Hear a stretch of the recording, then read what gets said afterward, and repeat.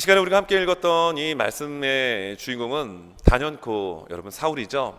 그 이름은 훗날 바울이라고 하는 이름으로 바뀌게 됩니다. 신약성경 27권 중에서 13권을 기록했던 정말 대단한 인물 사울. 그러나 그의 이름이 복음을 증거하고 또 선교적 사명을 감당할 수 있도록 바울로 바뀌어지게 됩니다.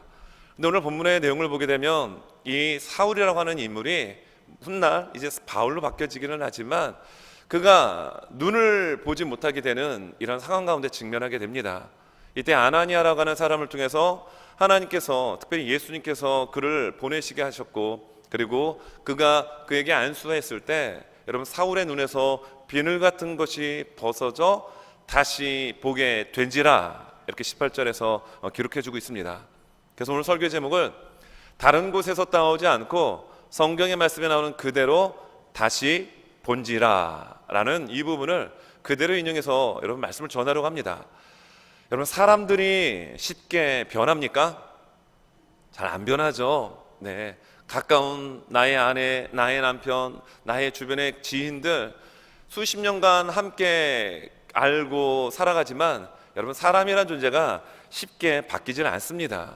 하지만 예수를 만난 사람은 바뀝니다. 사람이 사람을 변화시키지 못해요. 그러나 하나님을 만난 사람, 예수 그리스도를 만난 사람은 여러분 반드시 변화가 일어나게 됩니다. 여러분, 성경에 나오는 오늘 사울이라고 하는 사람은 우리가 익히 알고 있는 바울이라고 하는 사람입니다. 그런데 이 사울이 전혀 변화될 것 같지 않았지만 오늘 부활하신 예수 그리스도를 여러분 다메섹 도상에서 만났을 때, 그의 거룩한 광명의 빛이 그를 둘러 안았을 때 여러분 그가 변화되더라는 겁니다. 예수를 만날 때, 하나님을 만날 때 여러분 성령의 경험을 한 사람들은 반드시 여러분 변화된다라는 겁니다. 근데 오늘 변화되어지는 이 본문의 내용을 보게 되면 환상이 나옵니다. 그 환상이 하나의 환상이 아니라 두 개의 환상이 나옵니다.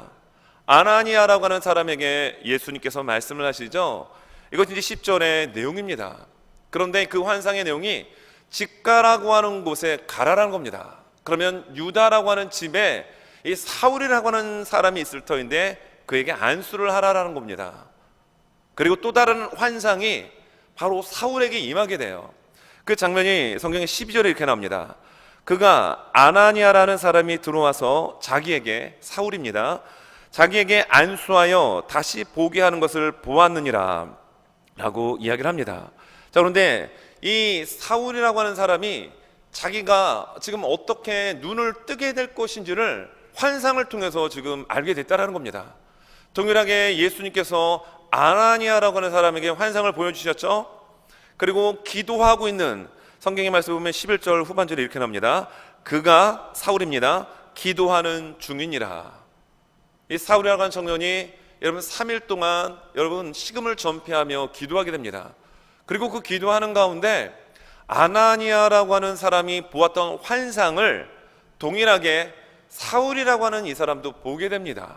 그리고 그가 본 환상대로 아나니아가 그 유다의 집에 가서 그 사울의 청년에게 안수할 때 여러분 그가 눈이 띄어지게 되고 여러분 성령이 충만하게 그 사울이라고 하는 사람에게 임하게 되는 것, 이것이 이제 오늘 본문의 내용입니다. 그래서 저는 이 18절에 나오는 말씀처럼 다시 보게 된지라 라고 하는 이 제목을 가지고 사울의 변화와 그리고 성경에 나오는 아나니아의 변화의 이 두 관점을 가지고 말씀을 전하고자 합니다. 여러분, 예수님을 만난 자는 반드시 변화가 일어납니다. 그 변화는 보는 안목이 바뀌어진다는 겁니다. 다시 보게 된다는 겁니다. 18절의 말씀입니다.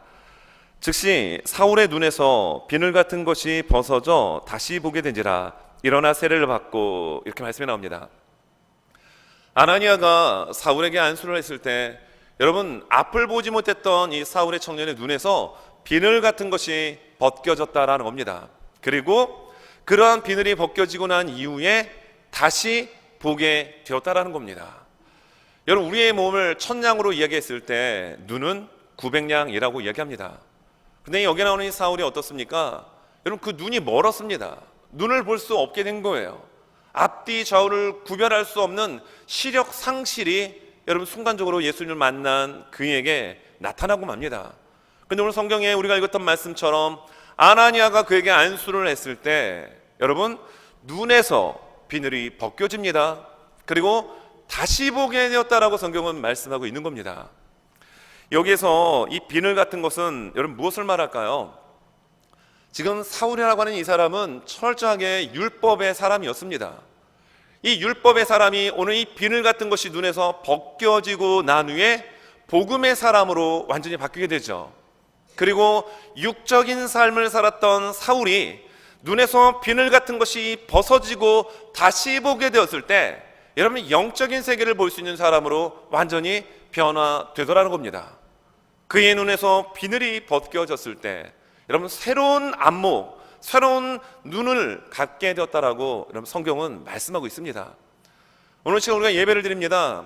예배는 예수 그리스도를 만나는 장소입니다. 여러분 이 자리 가운데 임재하시는 하나님을 여러분 볼 수 있는 영적 안목이 우리에게 있어야 합니다. 예수님, 지금 성령님, 하나님 우리의 눈에는 보이지 않습니다.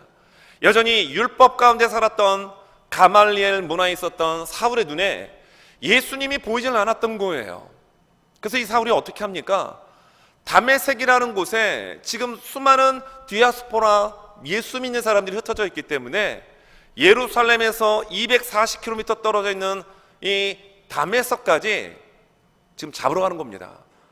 여러분 대제사장들에게 체포 영장을 가지고 그 먼 거리까지 지금 달려가고 있는 거예요. 그만큼 이 사울이라고 하는 사람은 예수 믿는 사람에 대한 증오가 여러분 가슴에 넘쳤습니다. 그렇기 때문에 240km를 달려갈 수가 있었던 거예요. 성경에 보게 되면 여기에 비늘 같은 것이 벗겨졌다라고 이야기하는데 이것은 이 사울의 교만의 모습을 우리에게 보여주는 것입니다.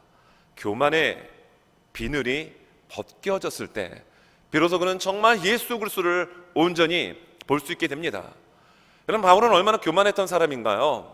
율법에 여러분 능한 사람이었고 또 율법대로 살아갔던 사람이었고 그 많은 사람들 중에 가말리엘이라고 하는 최고의 스승 밑에서 가르침을 받았던 인물이었습니다. 율법에 대한 자긍심이 대단했죠. 그래서 오늘 성경을 보면 9장 1절에 이렇게 나옵니다. 사울이 주의 제자들에 대하여 여전히 위협과 살기가 등등하여 대제사장에게 가서라고 하는 말씀이 나옵니다. 여러분 그가 굉장히 율법에 대한 자긍심을 갖고 있었기 때문에 율법을 가르치지 않는 예수를 믿는 사람들에 대한 굉장한 이 분노가 그의 가슴에 여러분 차고 넘쳤습니다. 교만했다라는 것입니다. 그리고 그는 율법이라고 하는 이 자긍심, 율법의 테두리 안에서 예수님을 알 수가 없었던 거예요. 그런데 오늘 본문의 앞부분에 나오는 부분에서는 부활하신 그 예수 그리스도께서 여러분 예수 믿는 자를 잡으러 가는 그리고 다메섹 인근에 거의 다다랐을 쯤에 그 부활의 예수 그리스도께서 그게 광명의 빛의 모습으로 여러분 나타나셨습니다. 그때 그는 어떻게 됩니까? 순간 눈이 멀게 됩니다.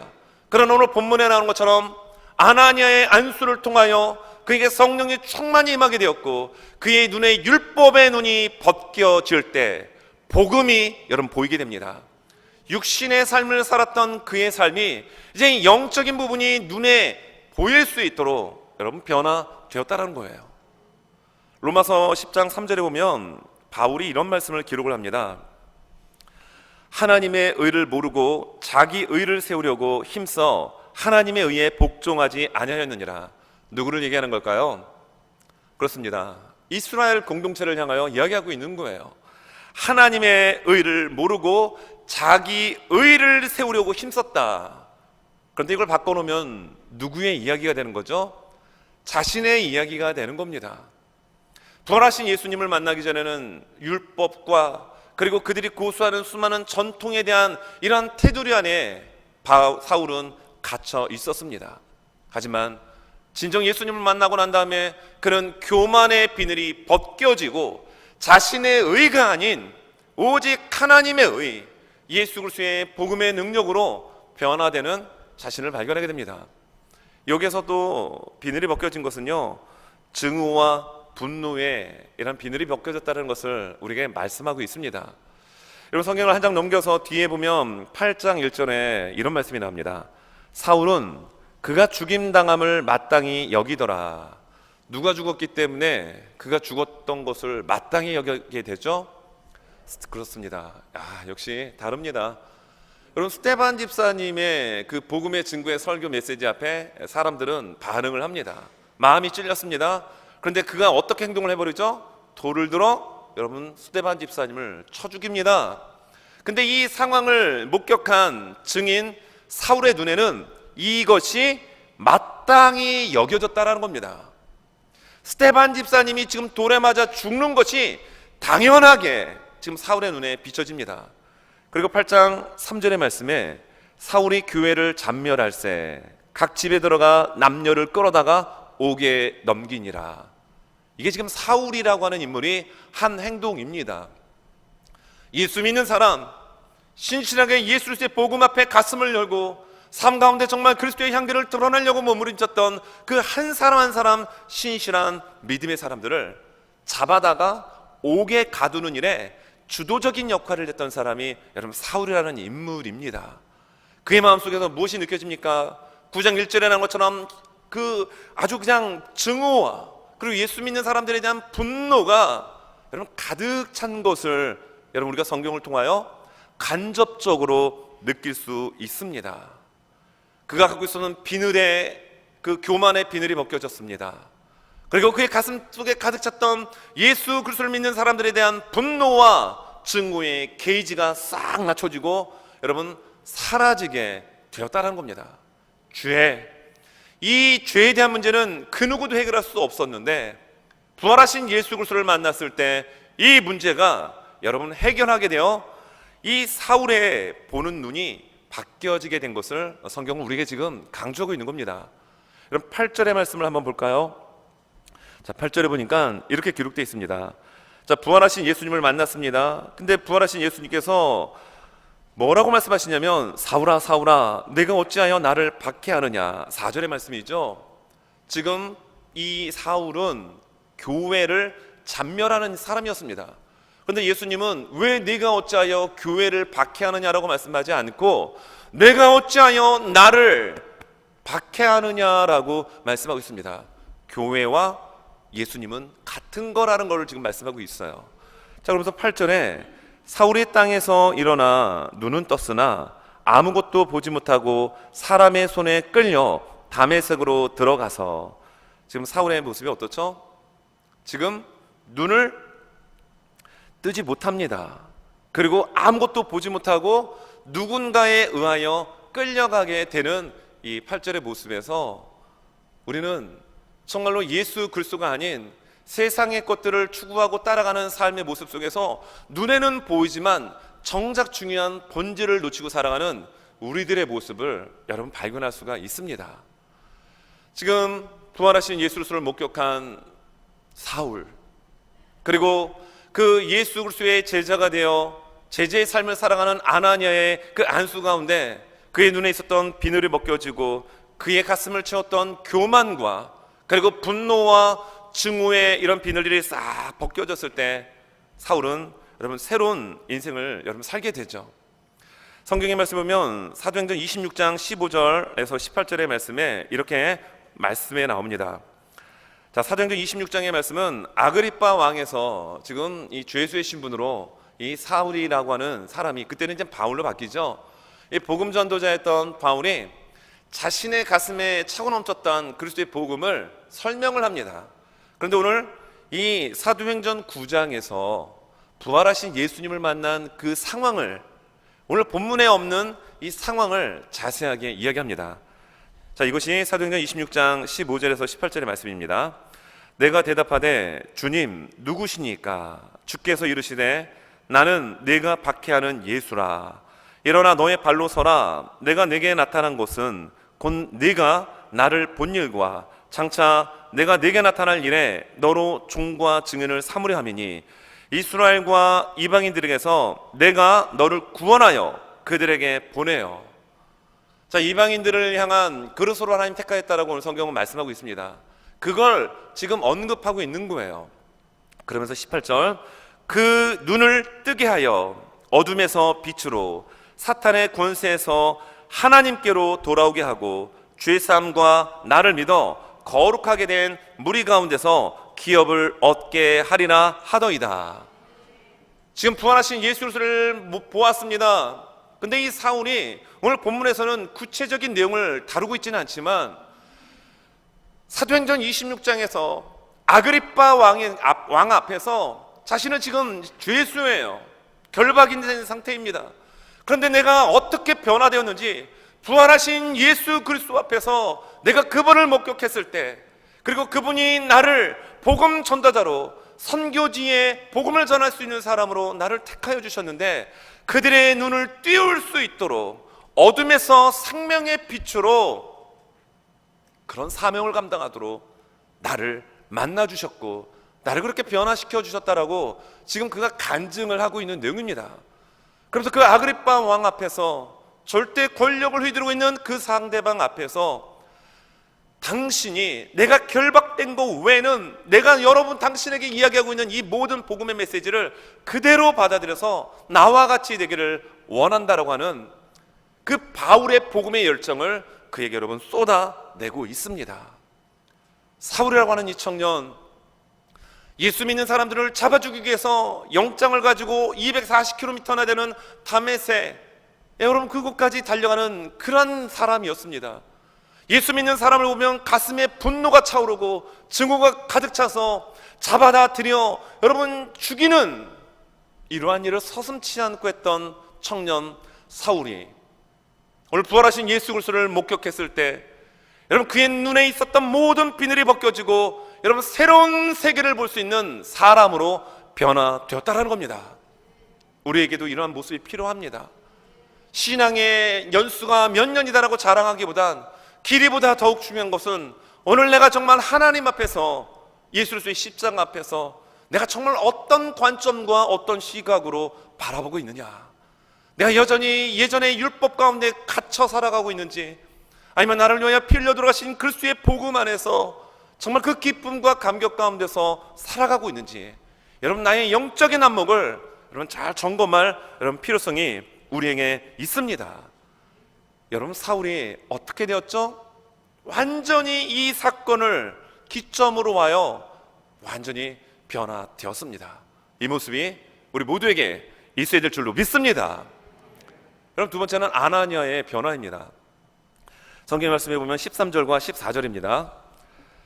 자, 아나니아가 대답하되, 자, 이 장면은 이제 예수님께서 환상 가운데 아나니아에게 이제 이 사울이라고 하는 사람에게 가서 안수하라고 얘기하는 장면을 듣고서 이야기하는 겁니다.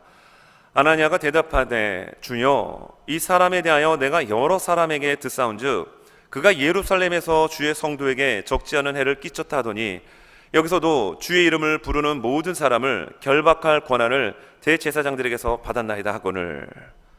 자, 여기 지금 아나니아가 지금 예수님과 지금 환상 가운데서 대화하는 장면입니다. 근데 이 아나니아가 지금 예수님께서 유다 직가라고 하는 거리에 가서 유다라고 하는 집에 찾아가라, 거기에 사울이라고 하는 청년이 있을 것이다. 근데 그 예수 그리스도의 말씀 앞에서 아나니아라고 하는 사람이 순순히 그것을 아멘 하고 그것을 인정하고 따라갑니까? 그렇지 않죠. 이 어감을 보니까 주님, 그 사울이라고 하는 청년은 여러 사람들의 말을 종합해 볼 때 예수 믿는 사람 잡아다 죽이는 그런 무시무시한 사람입니다. 그런데 그 사람이 지금 체포영장을 가지고 머나먼 이곳까지 와가지고 예수 믿는 디아스포라 하나님의 자녀들을 잡으려고 여기까지 온 사람입니다. 못 가겠다는 얘기죠.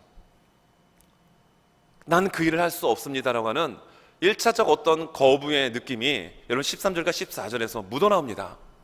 여러분 10절을 보면 이 아나니아가 어떤 사람인지를 우리에게 또 설명을 하는데, 자 10절입니다. 자, 그때 다메섹에 아나니아라는 제자가 있더니, 그 사람은 어떤 사람이었죠? 제자였습니다. 물론 예수님의 직계 제자는 아니었죠. 그러나 예수님을 믿고 그 복음대로 말씀 가운데 신실하게 살아가는 신실한 믿음의 크리스찬이었다는 겁니다. 그리고 주께서 환상 중에 불러 이르시되 아나니아야 하시거늘 대답하되 주여 내가 여기 있나이다. 전 이 장면을 보면서 이 아나니아라고 하는 사람이 참 신실한 믿음의 사람이었다는 것을 확신할 수 있었습니다. 예수님의 12명의 직계 제자는 아닙니다. 그리고 70명의 제자군에도 들어가지는 않았을 것입니다. 그런데 분명 성경은 그를 가리켜 제자라고 이야기합니다. 예수님을 스승으로 삼고 예수 그리스도의 복음의 가르침을 끊임없이 받아들이고 그 말씀 가운데 오늘을 살아가는 신실한 크리스찬, 그가 바로 아나니아였다는 겁니다. 그리고 그가 주의 음성을 들을 때 아나니아야, 하나님께서 여러분들에게 나타나셔가지고 여러분의 이름을 만약에 부르실 때 여러분들은 어떻게 여러분 반응하시겠습니까? 누구세요? 여러분 그렇게 반응하시겠습니까? 여러분들은 어떻게 반응하시겠어요?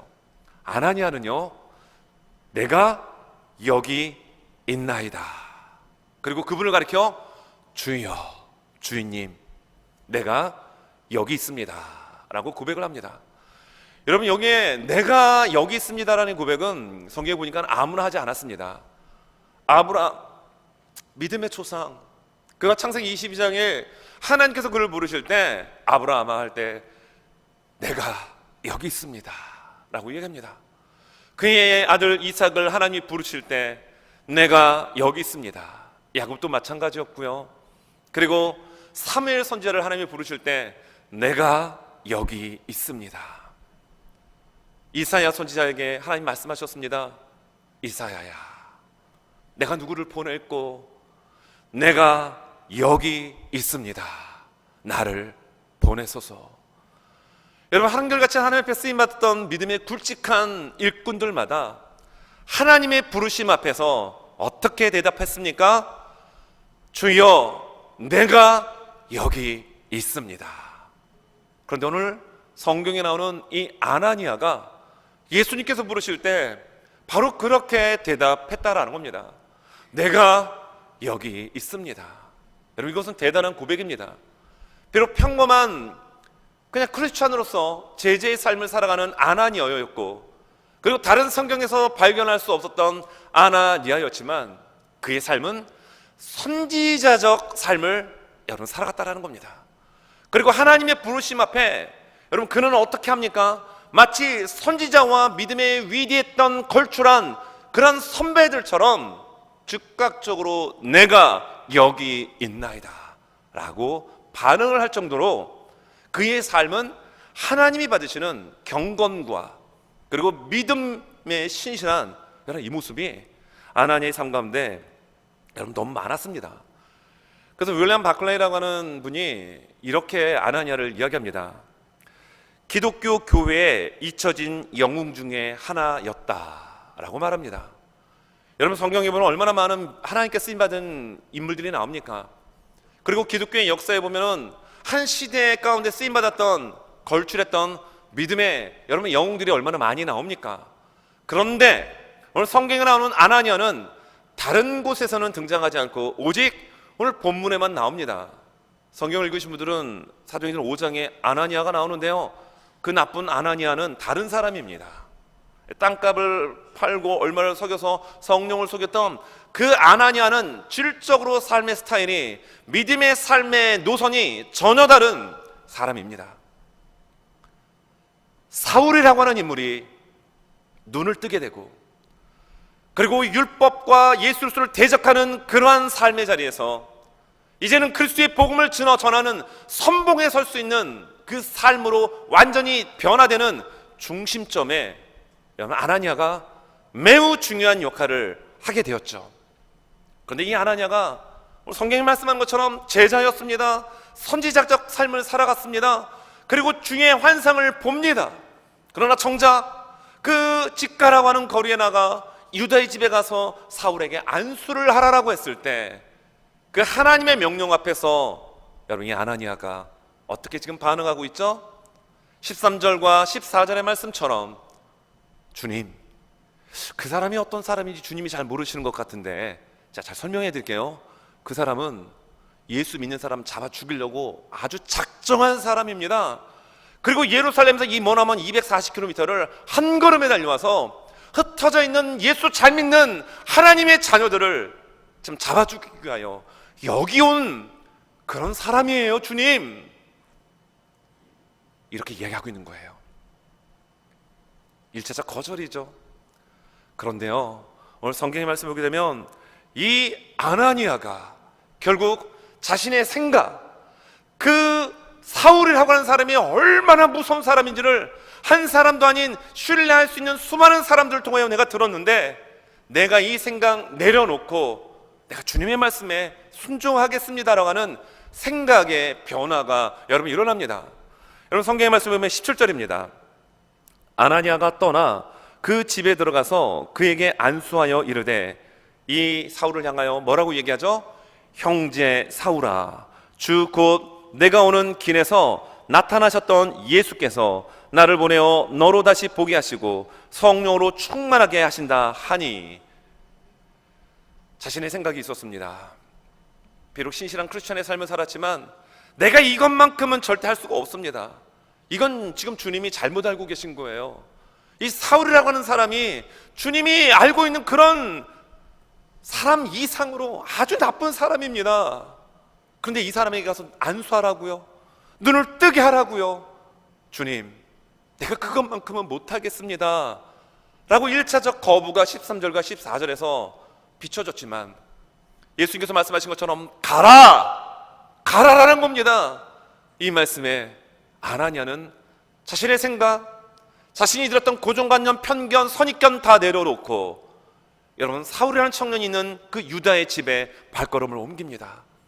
그리고 사울이라고 하는 청년이 보았던 그 환상 그대로 아나니아가 그에게 안수할 때 여러분 비늘이 벗겨지고 눈을 뜨게 되고 성령이 충만하게 되었다. 성경은 이걸 말씀하고 있는 거예요.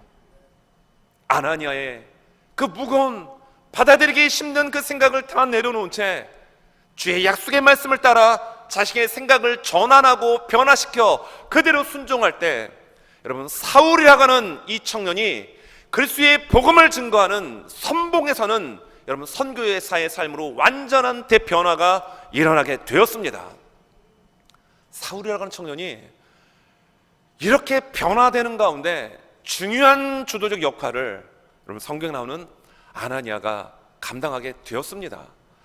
여러분 아나니아 또한 마찬가지입니다. 내가 이것만큼은 포기할 수 없습니다, 이것만큼은 내 생각이 옳습니다라고 하는 이 부분마저도 주의 약속의 말씀 앞에 그는 겸손히 내려놓고, 그렇지, 주께서 나에게 이런 명령을 내리셨다라고 한다면 내가 알고 있는 이것이 잘못된 고정관념일 수 있고 잘못된 편견과 선입견일 수 있지라고 내려놓으며 생각을 깨트릴 때, 그리고 그 생각의 깨트림과 함께 그 사울이 있는 장소에 발걸음 옮겨 안수할 때 놀라운 여러분 하나님의 성령의 역사가 일어나게 됩니다.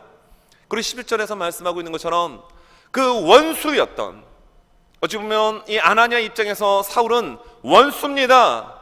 피하고 싶은 사람이에요. 여러분 우리가 이민 생활을 합니다. 미국이나 아니면 세계 모대양 6대주에 흩어져 있는 많은 한인 디아스포라가 800만 명이 넘습니다. 그 많은 이민 사회에서 여러분 모든 인간관계가 좋은가요? 그렇지는 않습니다. 정말 쳐다보고 싶지 않은 그 사람, 정말 왼수 같은 그 사람, 내 인생을 망가뜨린 그 사람들이 여러분 이곳저곳에 다 존재합니다. 이것이 어찌 보면 이민사회의 아픔입니다. 지금 이 아나니아 입장에서는 사울이라고 하는 이 사람은 도저히 받아들일 수 없는 왼수 중에 왼수입니다.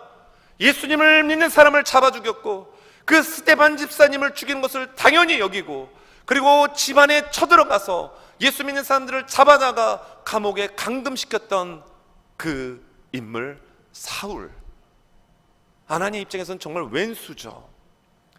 그런데 아나니아가 여러분 그의 생각을 변화시킬 때, 그가 바라보는 관점을 완전히 대전환시켰을 때 여러분 그 원수를 뭐라고 이야기합니까? 형제 사울아. 놀라운 이것이 기적입니다. 여러분 기적이 병든 자가 치료받고 하는 것도 기적일 수 있지만, 여러분 한 영혼을 바라볼 때 내 원수이지만 그것을 바라보는 관점이 바뀌어지는 것, 여러분 이것이 기적 중에 기적인 줄 믿습니다. 아나니아에게 이 일이 지금 일어난 거예요. 우리는 정말 우리가 살아가면서 만나는 많은 만남 속에서 어떤 사람을 위해서 기도합니다. 하나님, 참 저 인간, 저 사람 좀 변화시켜 주십시오. 여러분, 그런 사람들이 있죠? 다 있어요. 그런데 여러분, 그 사람 변화시켜 달라고 기도하지 마십시오. 왜냐하면 하나님께서는 그 기도를 하는 그 사람을 변화시키십니다. 어떻게 기도해야 될까요? 이렇게 한번 기도하십시오. 하나님, 저 원수를, 저 사람을 하나님께서 귀하게 쓰십시오. 이렇게 기도하면 여러분, 하나님께서, 예수님께서 그 영혼을 쓰시기 위해서 어떻게 되죠? 변화시켜 주실 것입니다. 여러분, 지금 사울이 정말 예수님을 믿는 사람을 잡아 죽이려고 했다가 지금 아나니아의 순종, 그리고 아나니아의 생각의 변화 가운데 안수하였을 때 아나니아도 변화되었고, 그리하여 원수인 사울을 향하여 형제라고 하는 호칭을 여러분 쓰게 됩니다. 이 호칭은 당신은 이제 우리 공동체의 일원이 되었습니다 라고 하는 표식이에요. 쉽게 말하면 당신은 우리 가족 중에 한 식구가 되었습니다 라고 지금 이렇게 호칭하고 있는 겁니다. 그리고 그 말씀대로 오늘 성경에 보면 어떻게 되죠? 19절 후반부에 보면 그들과 함께 있게 됩니다. 자, 보면 음식을 먹습니다. 그리고 그의 몸이 강건해집니다. 그리고 사매석에 있는 제자들과 함께 며칠 동안 있었다라고 성경을 말씀합니다. 여러분, 예수님을 잡아 죽이려고 했던 믿는 자들을 어떻게든지 포박해서 어려움 가운데 지금 하려고 했던 이 사울이 아나니아의 순종, 아나니아의 생각의 변화를 통하여 그 사울이 정말 그들의 형제가 되고 맙니다. 가족의 한 구성원이 되고 말았습니다.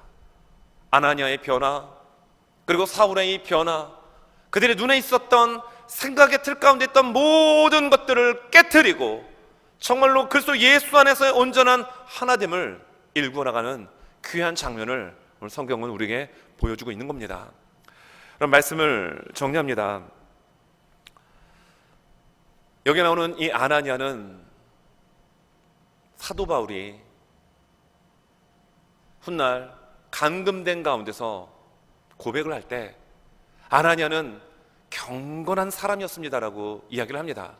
사도행전 22장 12절의 말씀입니다. 율법에 따라 경건한 사람으로, 지금 이때는 이제 사울이 바울로 바뀌었죠.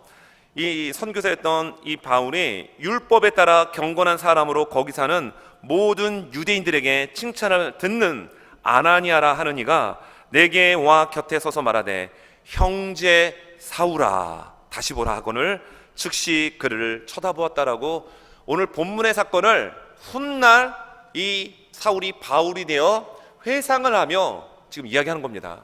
아나니아가 어떤 사람이었습니까? 경건한 사람이었습니다. 그리고 유대인들에게, 모든 유대인 사람들에게 칭찬을 받는 사람이었다라고 이야기를 합니다.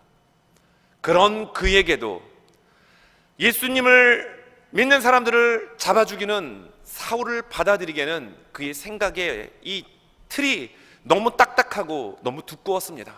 그러나 오늘 본문 앞에서 주의 말씀 앞에, 명령 앞에 아나니아는 생각의 틀을 깨트려 버리고 여러분, 그가 사울이라고 하는 청년을 바라보는 시각이 바뀌어지게 됩니다.